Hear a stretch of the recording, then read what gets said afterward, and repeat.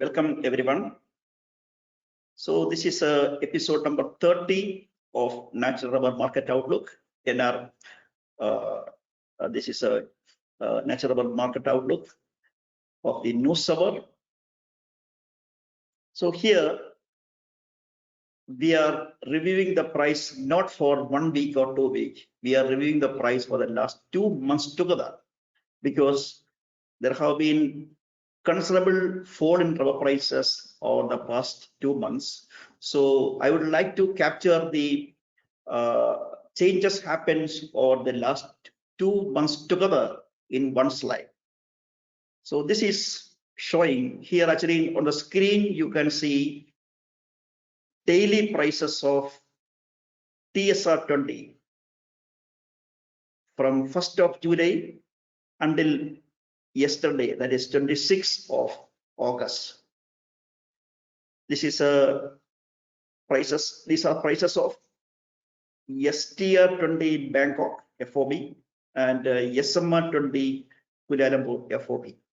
In fact, between 1st of July and 26th of August, that may be around 40 working days, trading days.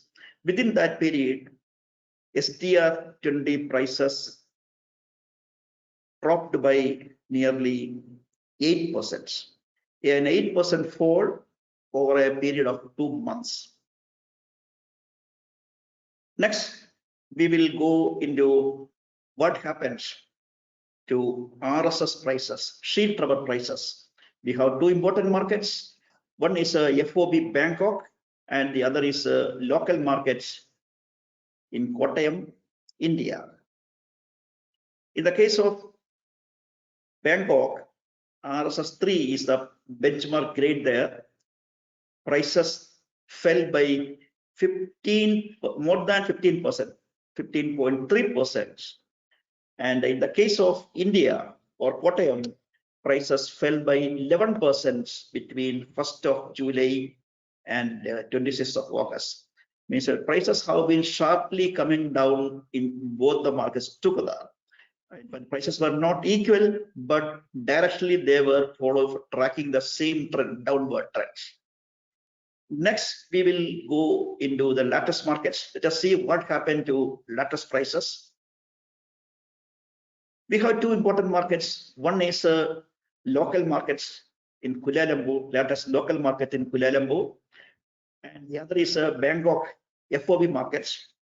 In fact, prices came down by more than 8%, 8.1 and 8.2%. In one market, it is in Bangkok market, it came down by 8.2%, and in Kuala Lumpur market, it came down by 8.3% over the period between 1st of July and 26th of August.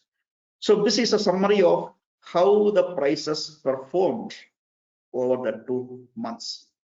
Now, let us see. Next, let us see what were the factors behind such a price fall. So what was the reason for such a price fall? What happened in the markets, or what were the undercurrents? So most important factor is nothing but the supply demand fundamental. Supply demand fundamental, I mean the mismatch between the supply and demand. In fact, when we look into the outlook for 2022, I mean the supply outlook as well as demand outlook for 2022. In fact, actually supply and demand are actually almost matching each other. In 2022, according to the latest projection which I have made 2 days ago, world production in 2022 would be 14.6 million tons, and that will be 3.6% above the production in the previous year. So this projection is based on the historical planting trend and the expected expansion of mature area and the likely changes in the average yield per hectare So we are expecting a 14.6 million tons of production in 2022, which is 3.6% higher compared to the previous year. Demand, world consumption in 2022 is anticipated at 14.4 million tons, which is 1.5% higher compared to the previous year. And the mismatch between these two, difference between these two is around 2.10 or 210,000 or 0.2 million tons. 210,000 tons is a difference. So 210,000 tons means that comes to around 1.5% of the global markets or global demands. So means a mismatch is only 1.5%. It is a negligible or not significant compared to the size of the world markets. This is not significant. So the mismatch between supply and demand is not significant. Then why the price is coming down right now? So this is important. So it is in this context that we should look into the monthly changes in supply and demand. So here in the chart here, we have the two colors here. One is a blue line, which is showing the supply. And we have the orange line, which is showing the demands. So the blue line, which is production, from July onwards, the blue line is taller than the orange line. That means from July onwards, production is higher than the consumption. World production is more than the world consumption. Why production is more than the consumption? Because in the world, the global markets for the natural rubber globally, July until December is a peak season of production. So during this particular period, production will be higher. Over the past few months, production was keeping low because that was a lean season of production. So lean season of production is over. Now it is a peak production season. And this season will continue until around mid-December. So until December, because of the peak production season, supply will remain more than the consumption, or simply putting it, there will be excess supply in the markets because of the seasonality of the production. So this is a main reason why the market is down now. Simply putting it, demand supply fundamental or mismatch between the supply and demands is keeping the price low at the moment. Next, we will see what are the other factors. So one major factor is the demand supply fundamental is unfavorable. From now onwards, it started in July. From now onwards until mid-December, this will remain. This is because of seasonality pattern. That is one major factor. Or in other words, market fundamental is not favorable for the market at the moment. Not only at the moment, this unfavorable situation will continue until at least the middle of December. Then we have a set of factors impacting on the sentiments. Sentiment is very important. Sentiment is very important, especially in the short-term market fluctuation. It is determined by market sentiment, because if the sentiment is bad, speculative investors will stay away from the market. If sentiment is good, they will be active. Buyers will be active, and the futures market will go up. And when the futures market goes up, the physical market also will follow the suit. Unfortunately, market sentiment is now negative, unfavorable to the market. So we have a number of factors which are keeping the sentiments negative at the moment.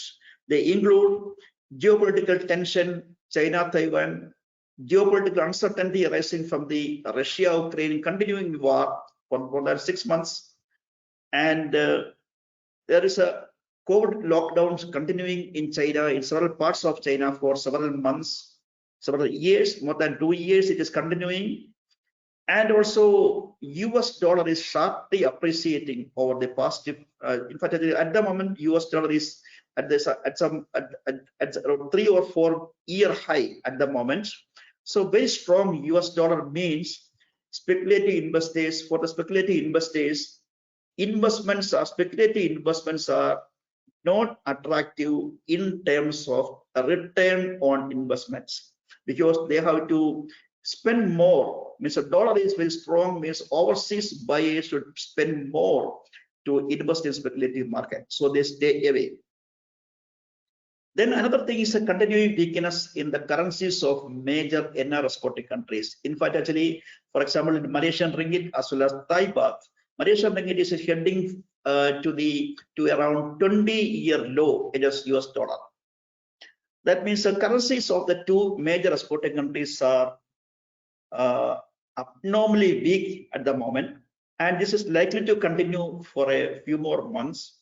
So when the exporting countries' currencies are weak, means exporters are price competitive.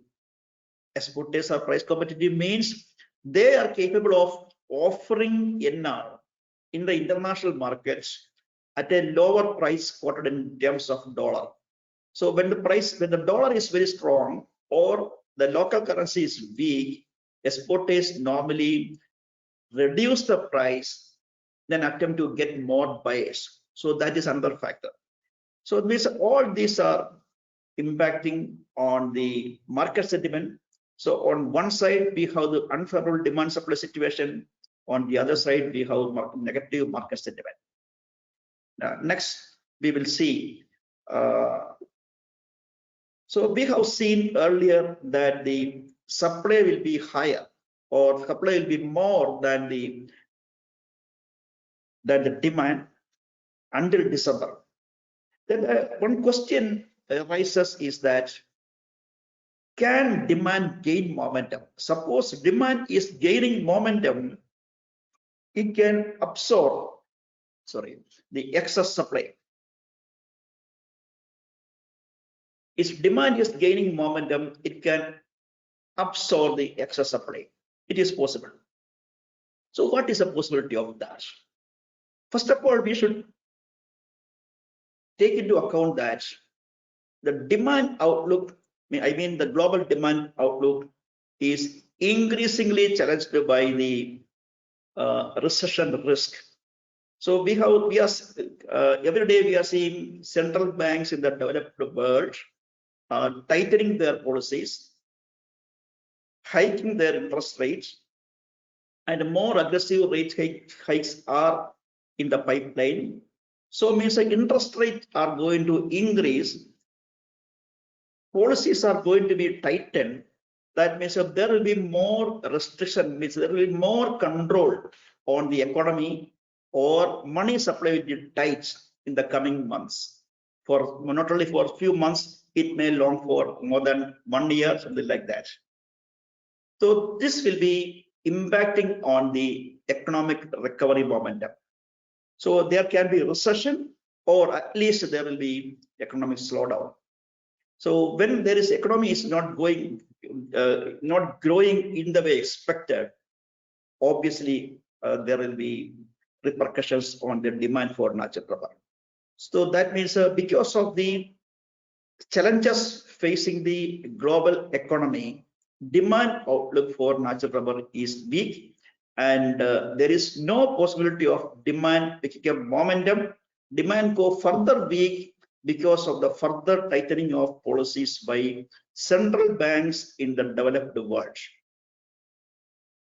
Then look into China. Of course, in the case of China, there is no policy tightening. China's policy is policy easing. That means reducing interest rate, pumping money into the markets. But China is hit by a restriction, COVID-related restriction on one part. And also we are now hearing about the power shortage and power cuts in some of the provinces, especially western provinces, that also impacting some of the business economic activities, including some of the manufacturing activities. And also we should take into account that China's property sector, which is representing nearly 1/4 of the GDP, is badly hit. Property sector. So unless the property sector is coming back to life, it would be difficult for China to boost the economy or bring the economy back to the normal growth track. So we don't expect China's economy to come back to normal growth in the short run. It may take longer time. So we have two important things to look here. One, on one side, developed world policies are tightening, and that will impact on economic recovery momentum. That is one side. So that will have negative implication for the demand outlook. And the other side, we have China. There is no policy tightening. China is easing, policy easing is there, but China has its own different kind of problem. So China is representing 42% of the global demand for natural rubber. So China's economic issues, internal economic issues will have major implications for the demand outlook for natural rubber. Next. So now we are going to sum up. So what happened in over the last 2 months? Last 2 months we have seen prices coming down. Now next question, how long this downtrend will continue?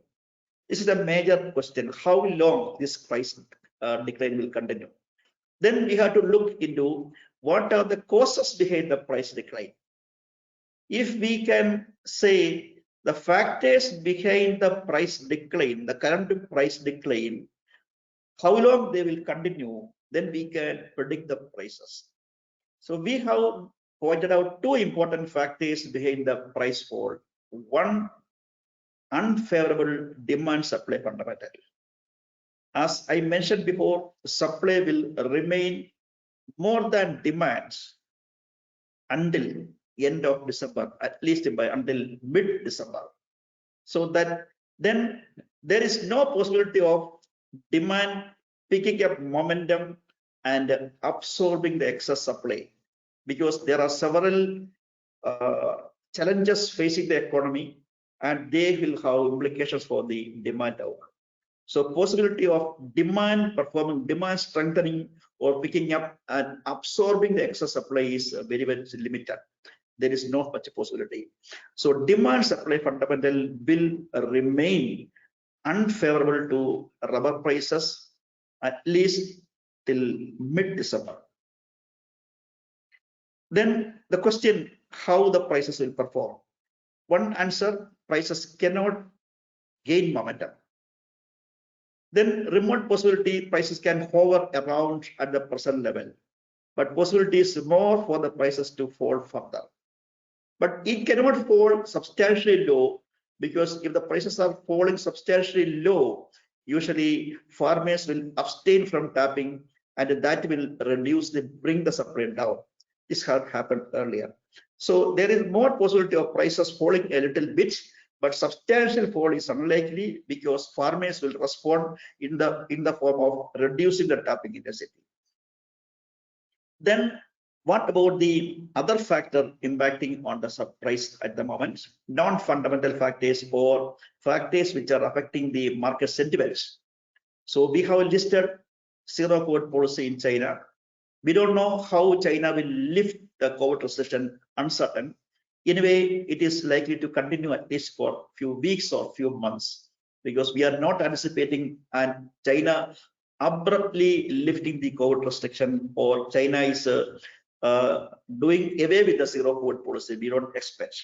So that policy will remain. That problem will remain.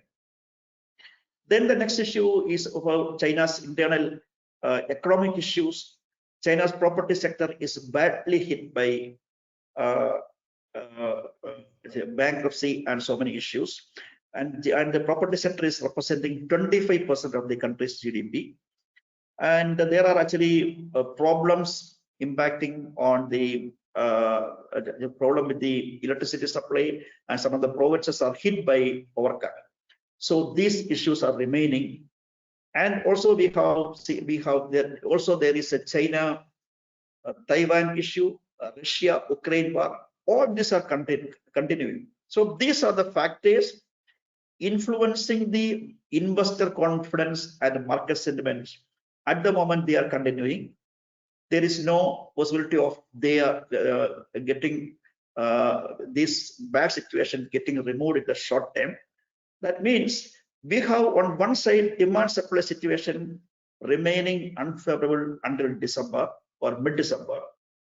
And on the other side, non-fundamental factors or factors influencing the market sentiment remaining there at least in the short term. Or to sum up, prices, this until December, maybe mid-December is going to be a bearish phase for the natural rubber markets. It won't be a substantial fall, but we have to expect prices falling down. That's summer. Thank you very much. We will see you again in the next episode.